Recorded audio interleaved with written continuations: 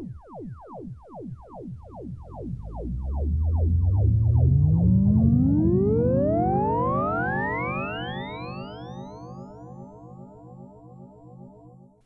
and welcome to this week's episode of the Tin Dog Podcast.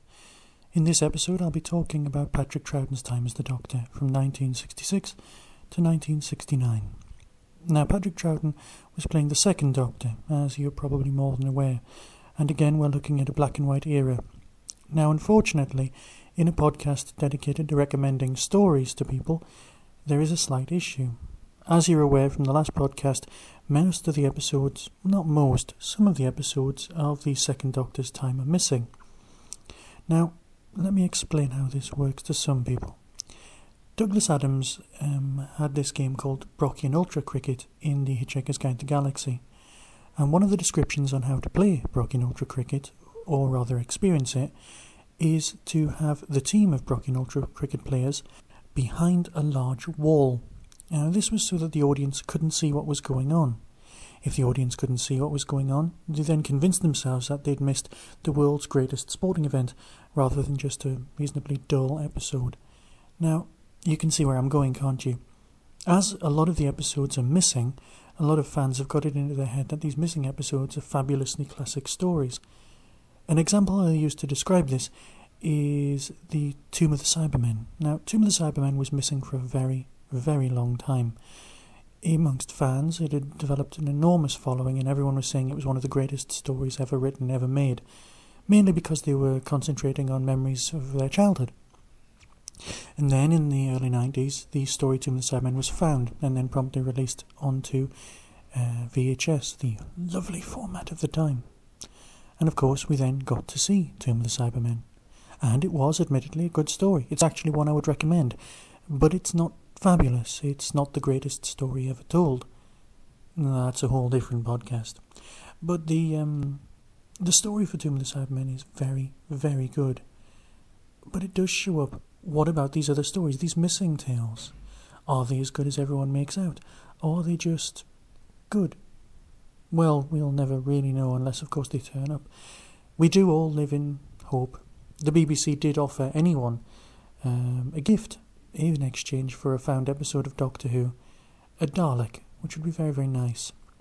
They are worth about £1.50 each. Now, if you were a Doctor Who fan and you had an episode, you really would have handed it in just for the kudos, not for a Dalek. But then again, who wouldn't want a Dalek? Right, let's look at some stories. Now, the first Second Doctor story, although strictly speaking it's the last heart and all, is the 10th Planet. Now, the Cybermen are looking a little bit ropey in this story, but it is worth saying just for the regeneration sequence. However, the regeneration sequence is all that really survived. Power of the Daleks is the first official Second Doctor story. Now, Power of the Daleks is missing, so we can't really talk about that because I've just not seen it. Again, with the Highlanders. Now, the Highlanders is Jamie McCrimmon's first ever story. Of course, Jamie McCrimmon, known to the English listeners as also the actor who played Joe Sugden in Emmerdale Farm. He is an extremely good actor and a very good personality. If you get a chance to see him at a convention, I would definitely pop along and listen to some of his stories about his time and his relationship with Patrick Troughton. Again, Underwater Menace. And then the next story after that is Moonbase. Now, Moonbase has a few episodes surviving, again, on the recommended Lost in Time DVD. The Macra Terror, which I believe is also missing, and the Faceless Ones. There's, I believe, a couple of episodes of that, again, on the Lost in Time disc. You are beginning to see a bit of a theme. I would recommend, for a taster, definitely picking up those discs. The Faceless Ones is quite a nice story from what I've seen of it. It involves a sort of invasion via replication at Heathrow Airport. It's kind of like an early Unit story because it takes place on Earth, but of course Unit doesn't exist. Unit we'll deal with later on in this podcast. Now, I didn't actually say that the Moonbase, although it contains the Cybermen as the villain, it has completely redesigned Cybermen, much more identifiable as what they are these days. The Moonbase, and then later on Tomb of the Cybermen, both contain very evolved looking Cybermen. Now, of course, I've already mentioned the Tomb of the Cybermen in the earlier part of the podcast. But again, I would recommend that. Again, after that, we've got The Missing Abominable Snowman. And The Ice Warriors. Now, The Ice Warriors was released on VHS just towards the end of the VHS releases.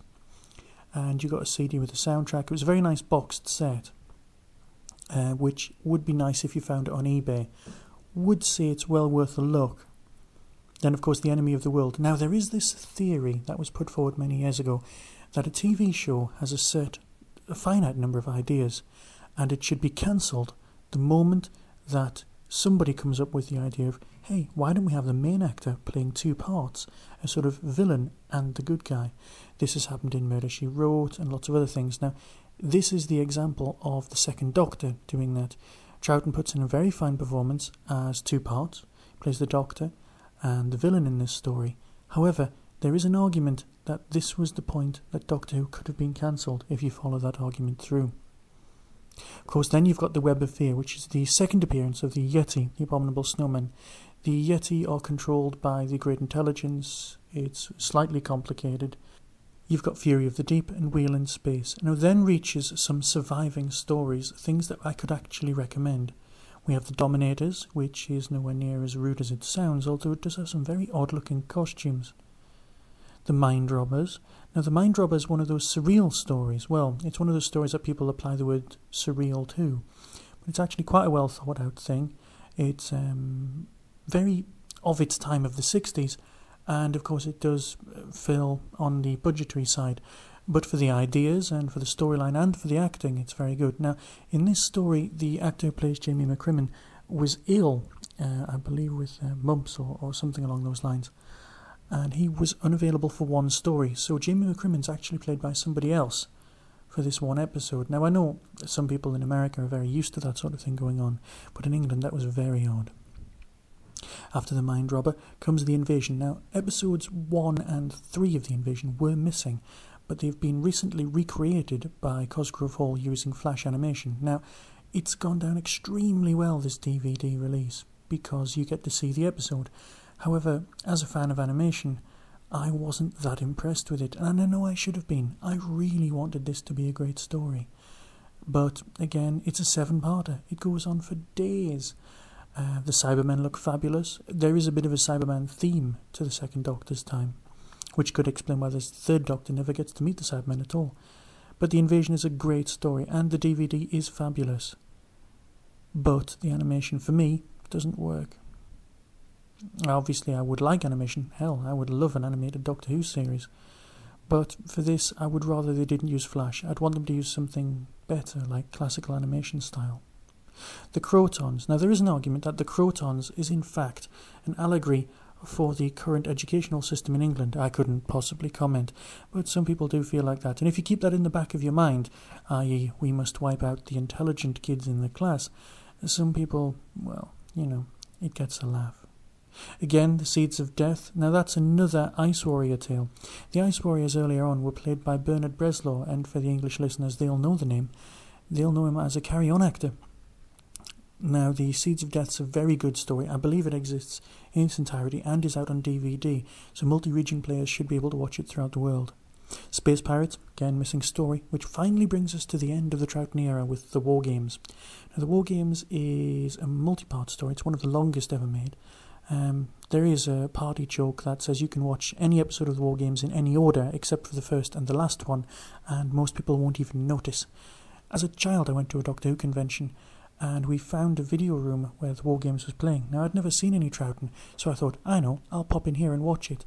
And as we reached the third episode, I realised my whole day was being lost watching this story. So I then went back to the room and partook in the chats. But The War Games is very, very long, but well worth looking, mainly because you get to see the Time Lords for the very first time. You get to see the trial, the very first trial of the Doctor, and you also get to see him banished to Earth. There is an argument for a season taking place between War Games and Spirit from Space. It's conjecture and something that only real fans tend to argue about. But then again, it is important. So, just to recap, the recommended stories are quite thin on the round for this Doctor because they are primarily missing. But we have Tomb of the Cybermen, the Ice Warriors, which admittedly has been recreated, the Dominators, The Mind Robber, The Invasion, definitely recommend that one. The Seeds of Death, and The War Games. I'd like to thank you for listening to this podcast, and I'll get back to you very soon. I think next podcast will be about The Runaway Bride, just in order to get us ready for the new season, which starts within the month. I'm very excited about that one, as you can tell by my tone of voice. I'd like to thank you for listening, and if you'd like to leave any comments or feedback, please email me at tin-dog@hotmail.co.uk. Thanks for listening.